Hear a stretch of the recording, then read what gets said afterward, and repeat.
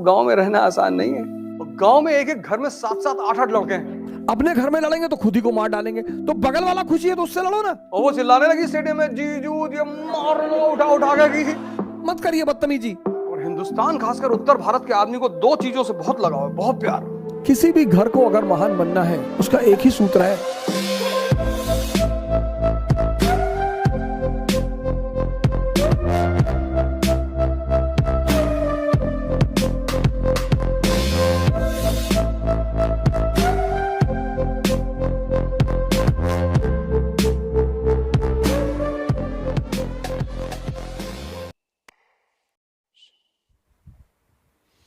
किसी भी घर को अगर महान बनना है,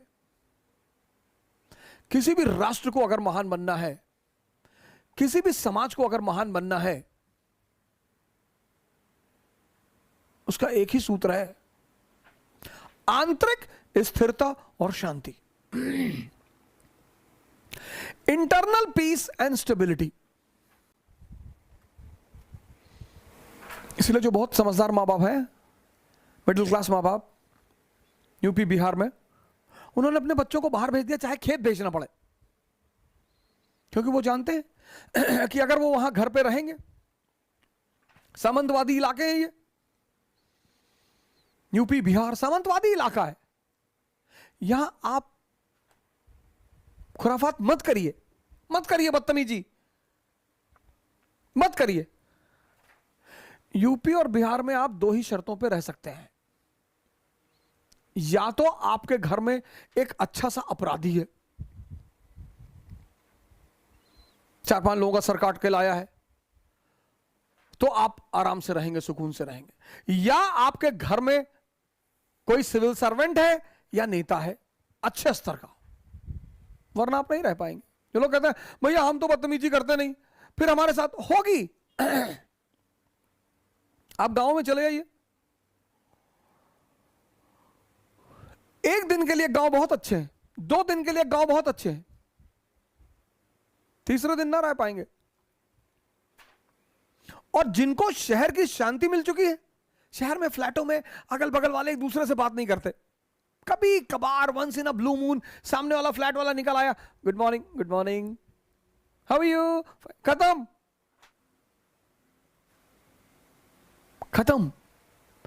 इस दिल्ली जैसे मेट्रोपोलिस में, मुंबई में बहुत लोगों को बड़ी शांति मिल गई। परिवार है, बच्चे हैं, सैटरडे संडे को वीवीआर चले गए, अभी लॉकडाउन में थोड़ा दिक्कत चल रहा है तो कोई बात नहीं, घर ही में अपना खाना पीना बना लिए, नाच गा रहे हैं, खुशी से हैं गांव में। और उसकी वजह क्या है? जनसंख्या। एक एक घर में 10-10 12-12 लोग हैं, एम्प्लॉयमेंट है नहीं, आय का स्रोत है नहीं। अपने घर में लड़ेंगे तो खुद ही को मार डालेंगे, तो बगल वाला खुशी है तो उससे लड़ो ना। बहुत चुनौतीपूर्ण है इस वक्त इन स्टेटों में सरवाइव करना। वैसे तो सारी जगह चुनौतीपूर्ण है, यहां परसेंटेज ज्यादा है। यूपी में किसी की 1 इंच जमीन लेके देखिए, और यूपी की जमीन गंगा द्वाब की, पूर्वांचल, इतनी फर्टाइल जमीन, इतनी, लोहा फेंको AK-47 बाहर निकले। आज भी तुम्हारे पास अगर गांव में 2 एकड़ जमीन है ना, 2, और घर के सामने एक ट्रैक्टर है और बुलेट रखे हो तुम, उस पर लिखा है महाकाल,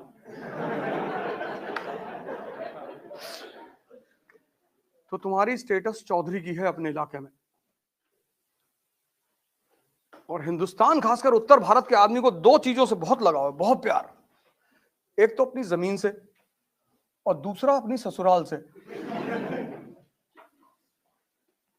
वो शिखर धवन खेल रहा था ना ऑस्ट्रेलिया में, मारा जा रहा था उठा उठा के मेलबोर्न में, ऑस्ट्रेलिया से लगा कि क्या हो गया यार, उसकी ससुराल है मेलबोर्न में, उसकी वाइफ आई हुई थी, और वाइफ के साथ उसकी दोस्तें आई हुई थी, सालियां आई हुई थी, और वो चिल्लाने लगी स्टेडियम में, जीजू ये मार लो, उठा उठा के की। ऑस्ट्रेलिया वालों ने कहा भाई साहब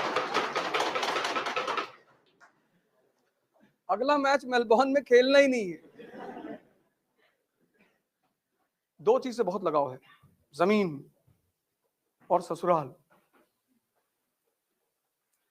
जमीन नहीं दे सकते, इसलिए बहुत सारे लोग जो गांव में शहरों में सेटल हो गए, दिल्ली में मुंबई में, कहे भैया हम गांव की जमीन बेच दिए, और तुम्हारे पास कोई ऑप्शन नहीं है। गांव का सोशल स्ट्रक्चर और शहर का सोशल स्ट्रक्चर बहुत अलग है।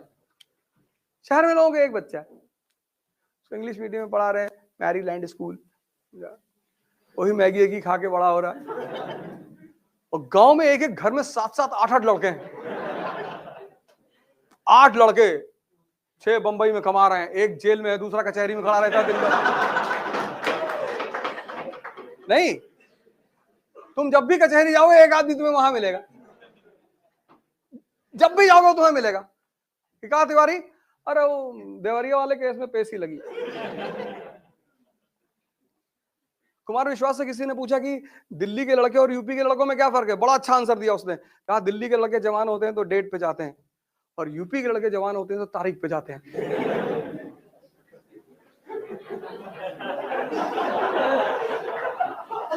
कुमार विश्वास ने बताया था कि दिल्ली में जो लड़के जवान होते हैं वो डेट पे जाते हैं, और यूपी में लड़के जवान होते हैं तारीख पे। कि वो देवरिया वाला जो कांड हुआ था, सर काट लाए, हाँ सर काट लाए।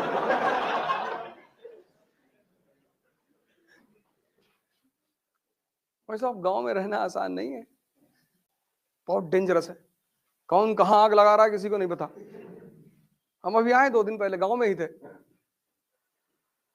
हम सब डिस्टेंस बना के रखते हैं, हमको जानते हैं सज्जन आदमी है।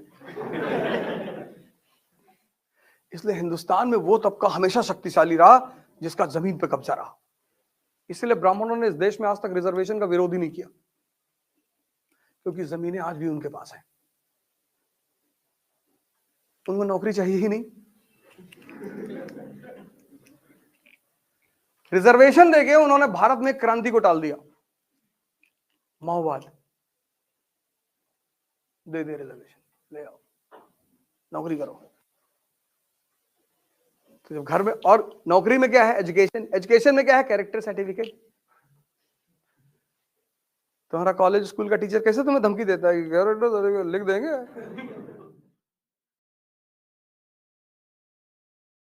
हमारे कानपुर में है इकरा आईएएस बाय ओझा सर, जो आईएएस और पीसीएस की प्रेपरेशन के लिए लाए हैं बेस्ट फैकल्टीज फ्रॉम दिल्ली। तो अब मतलब वो सारे के सारे लोग जो कि आईएएस और पीसीएस की प्रेपरेशन के लिए दिल्ली जाने की सोच रहे हैं ना, तो अब उन्हें दिल्ली जाने की बिल्कुल जरूरत नहीं है, क्योंकि ओझा सर की देखरेख में इकरा आईएएस लाए हैं new offline batches for UPSC IAS PCS के बाद join NCERT basics and GS pre का मेंस फाउंडेशन बैच सिर्फ और सिर्फ इकरा आईएएस, वो भी 9 नंबर क्रॉसिंग हमारे शारदा नगर कानपुर में है।